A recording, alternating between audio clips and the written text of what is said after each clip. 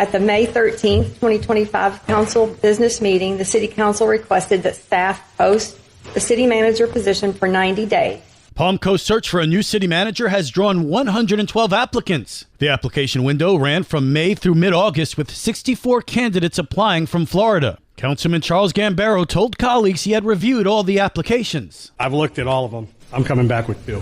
Councilmember Teresa Pontieri said the council should only move forward with candidates who have broader support. Unless there are 3 votes, at least 3 votes for each person, I don't think there's any point in advancing anybody forward, because the chances of getting consensus, if they don't have 3 votes now, the chances of getting consensus later on, I think, are pretty slim to nil. Palm Coast Mayor Mike Norris agreed with that approach. I would suggest that we come to a consensus of what Ms. Pontieri said about the people would have to have at least 3 votes to move forward. That's paramount, because we've already been through this one time before. Palm Coast has been searching for a new city manager since March of last year. Lauren Johnston has served as acting city manager in the meantime. The council's next step will be narrowing the field from more than 100 applicants to a manageable list of finalists.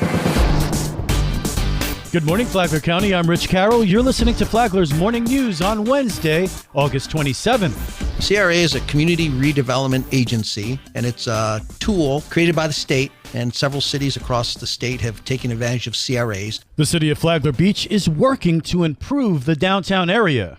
Appearing on last week's Friday Free for All, City Manager Dale Martin explains how the city's CRA works. It doesn't increase the taxes. It basically takes the same tax revenue pie and divides it up differently. So taxes that are generated by increased property values in Flagler Beach CRA, which is downtown, they have to be retained and spent within that district. And it's to address blight and aesthetics, economic development, things like that. The CRA's director is Casey Ryan. So Ms. Ryan joined the city earlier this year. She's brought some enthusiasm to it. She's been almost a lifelong resident of Flagler Beach. So she's got some street cred with business owners and things like that. So she's doing a great outreach, trying to coordinate with all the projects going on downtown. Martin says the CRA has been busy at work in the area. The 2 projects that are currently going on, or that are one's going on and one's contemplated by the city commissions, we're redoing the Wickline Park playground. Wickline Park is in the CRA district. It goes down to South 9th Street. So that'll benefit the entire community. And then Veterans Park. The city commission has tasked city staff to coordinate and re-envision Veterans Park. Martin says the city's also working to create an advisory board for the CRA. I'm Daryl Moody reporting.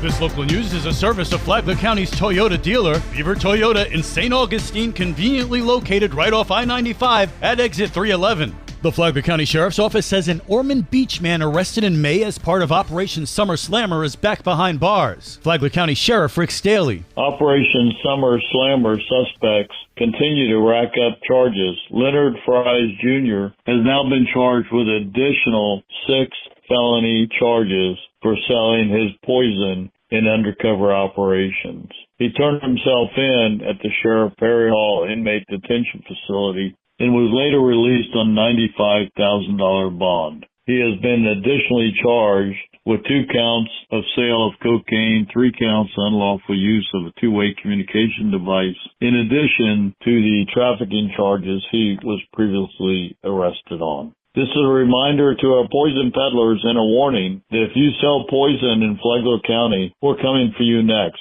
and you will eventually go away to prison for a very long time.